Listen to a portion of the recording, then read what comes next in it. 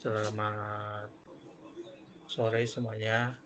Perkenalkan, kita dari kelompok 5.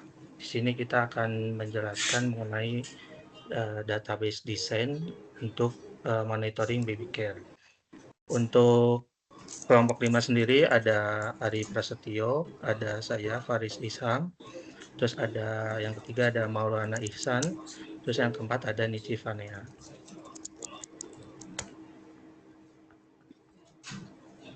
Nah, kenapa sih kita memilih topik monitoring baby care ini? Pertama, kita melihat ada 3 problem di sini.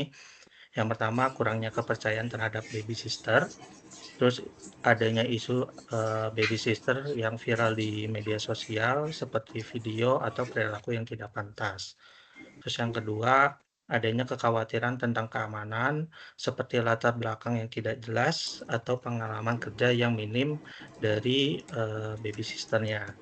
Yang ketiga, orang tua sering sekali menghadapi kesulitan dalam proses pembayaran yang tidak jelas atau melibatkan terlalu banyak langkah. Nah, dari 3 ini kita membuat 2 solusi. Yang pertama, memverifikasi latar belakang yang ketat, terus mengimplementasi sistem ulasan dan rating yang memungkinkan orang tua itu bisa memberikan feedback jujur setelah menggunakan jasa baby sister ini. Terus membantu juga pengguna lain untuk dapat melakukan keputusan yang baik juga. Yang kedua, menyederhanakan proses pembayaran, baik desain pembayaran yang user friendly dengan angka yang minimal. Ya, selanjutnya menggunakan teknologi seperti one click payment dan menyediakan metode pembayaran yang beragam. Selanjutnya, untuk kebutuhan bisnis sendiri ada 6. Yang pertama itu memberikan pelayanan baby care. Yang kedua, keamanan dan pengawasan sesuai dengan standar SOP yang berlaku. Yang ketiga, kepatuhan regulasi seperti izin usaha dan sertifikasi.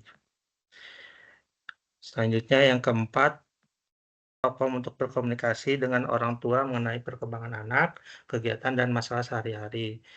Terus untuk yang kelima, sistem untuk mengelola pembayaran dari orang tua, pembuatan invoice, dan pelaksanaan tagihan. Untuk yang keenam, memungkinkan orang tua menemukan babysitter yang tepat berdasarkan ulasan dan kriteria yang dicari. Selanjutnya akan dijelaskan oleh Nici Vanea. Selanjutnya ada identifikasi terhadap entity. Yang pertama tentunya ada orang tua, ada baby sister, ada karyawan, dan juga bayi. Next.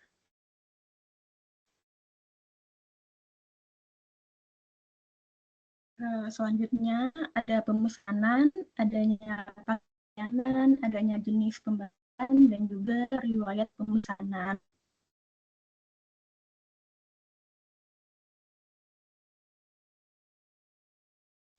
Dan yang terakhir adanya review terhadap baby sister.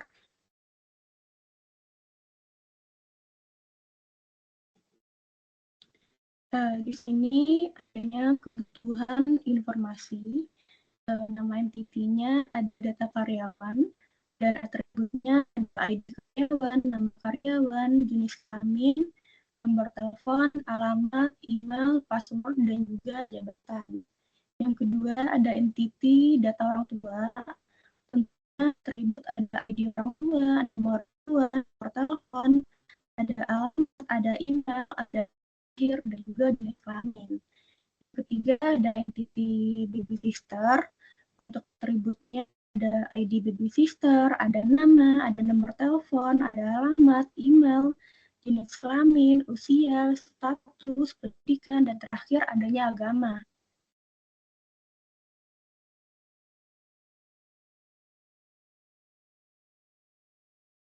Dan yang keempat, ada entity data bayi, dan atributnya ada ID bayi, ada nama bayi, ada tanggal lahir, ada jenis kelamin, ada golongan darah, foto bayi, dan juga catatan kesehatan. Yang kelima, ada entity review baby sister.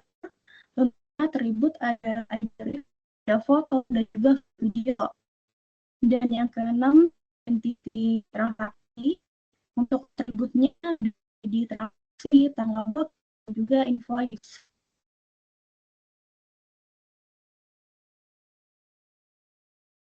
Dan yang ketujuh, adanya entity terpaket layanan. Dan untuk atributnya ada layanan, ada jenis layanan, diskon, dan juga harga. Dan yang ada entity, jenis pembayaran, tentunya ada ID jenis pembayaran, tanggal pembayaran, status, dan juga metode pembayaran. Dan terakhir ada entity riwayat pemesanan, atributnya ada ID story order, dan juga tanggal pemesanan.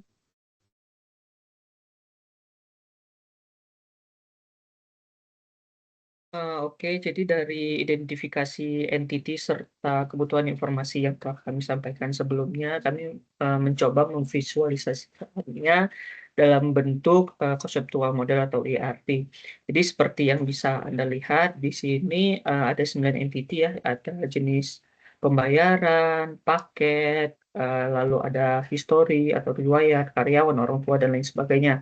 Seperti yang Anda bisa lihat di sini, orang tua itu memiliki relasi dengan pembayaran serta riwayat pemesanan, memiliki relasi dengan review babysitter serta karyawan. Lalu orang tua juga memiliki relasi dengan babysitters. Bisa di next.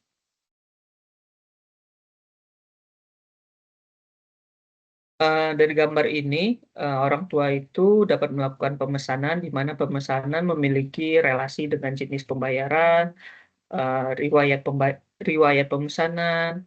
Pemesanan juga memiliki relasi dengan paket. Setelah melakukan proses pembayaran atau pemesanan, orang tua juga dapat melihat banyak. Jadi satu orang tua itu dapat melihat banyak riwayat pemesanan yang telah mereka lakukan.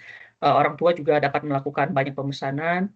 Di sini karyawan memiliki hubungan dengan pemesanan yang memiliki arti satu karyawan dapat melakukan konfirmasi terhadap pembayaran yang dilakukan oleh orang tua. Lalu karyawan juga memiliki relasi dengan orang tua di mana one to many. Di sini satu karyawan dapat mengkonfirmasi atau memberikan informasi terhadap banyak orang tua. Lalu di sini orang tua memiliki korelasi dengan babysitter di mana orang tua dapat mendapatkan informasi dari banyak informasi mengenai banyak babysitter. Lalu di sini ada karyawan dengan babysitter, one to many, di mana satu karyawan dapat memanage banyak babysitter. Lalu orang tua memiliki relasi dengan review babysitter, di mana satu orang tua dapat melakukan review terhadap kinerja babysitter yang telah dipesan sebelumnya. Lalu di sini babysitter memiliki relasi dengan review babysitter, jadi review yang telah dilakukan oleh orang tua sebelumnya. Di sini babysitter dapat melihat review-review yang telah disampaikan oleh banyak orang tua seperti itu. Lalu di sini juga babysitter memiliki relasi dengan bayi, di mana satu babysitter mengasuh satu bayi seperti itu. Lalu di sini juga ada pemesanan dengan jenis pembayaran. Satu pemesanan memiliki satu jenis pembayaran, begitu juga dengan pemesanan dengan riwayat pemesanan, begitu juga dengan pemesanan dengan paket layanan seperti itu. Jadi next.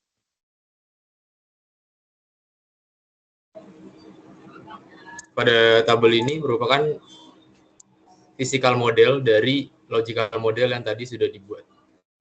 Untuk yang pertama di sini ada paket layanan. Di paket layanan kita membuat primary key-nya yaitu dengan ID paket layanan. Dengan kita mendefine-nya sebagai varchar. Di sini terdapat 4 atribut, 5 jika digabungkan dengan ID layanan, dan juga terdapat foreign key di entity paket layanan, yaitu foreign key-nya paket layanan pesanan. Dari paket layanan nyambung ke entity pemesanan dengan memiliki primary key yaitu ID pesanan dan memiliki kurang lebih 10 atribut.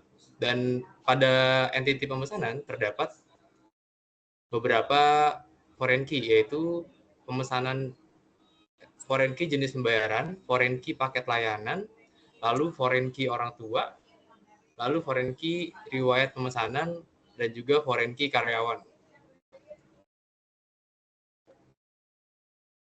Untuk di entity jenis pembayaran memiliki primary key dengan nama ID jenis pembayaran dan memiliki foreign key yaitu pembayaran pemesanan.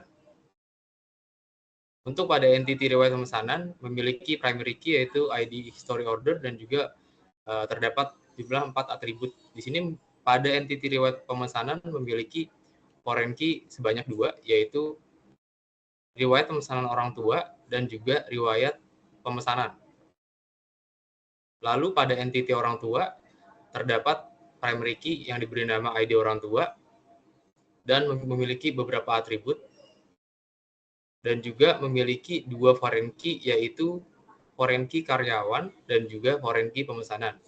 Dan untuk babysitter di sini memiliki foreign key 3 yaitu foreign key karyawan, foreign key bayi, dan foreign key orang tua. Untuk entity bayi memiliki foreign key babysitter.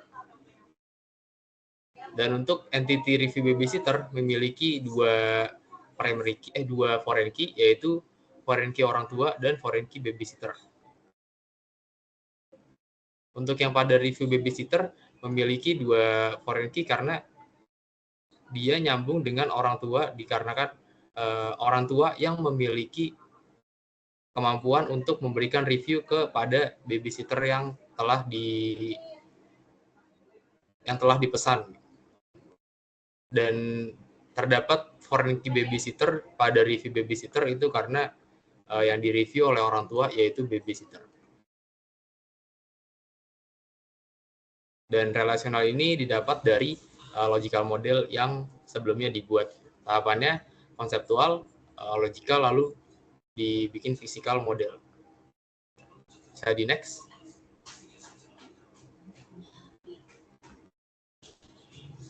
Lalu untuk timeline implementasinya, rencana implementasi yaitu yang pertama pada identifikasi masalah, penanggung jawabnya yaitu Maulana Ihsan, Niki Vanea, Faris Isham, dan juga saya sendiri ada Arif Prasetyo. Jadi kita berempat anggota ini menentukan identifikasi problem pada minggu pertama. Lalu di minggu kedua kita berempat melakukan identifikasi kebutuhan bisnis pada minggu kedua. Dan untuk minggu ketiga itu dibagi 2 bagian yaitu Maulana Ihsan dan Niki Vanea bertugas untuk mengidentifikasi kebutuhan informasi, dan saya dan Faris Isham itu ditugaskan untuk identifikasi kebutuhan entitas. Dan untuk pembuatan konseptual model, kami berempat bekerja bersama-sama untuk membuat konseptual modelnya dengan menggunakan platform Discord untuk saling bekerja sama di waktu yang bersamaan. Dan juga pembuatan logical model dibuat di minggu pertama bulan kedua, dan juga physical model dibuat di minggu pertama bulan kedua secara berempat. Bisa di next.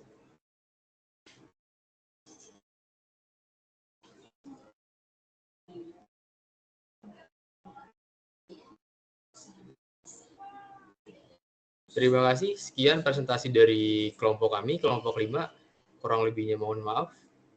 Wabillahi taufiq wal hidayah. Wassalamualaikum warahmatullahi wabarakatuh.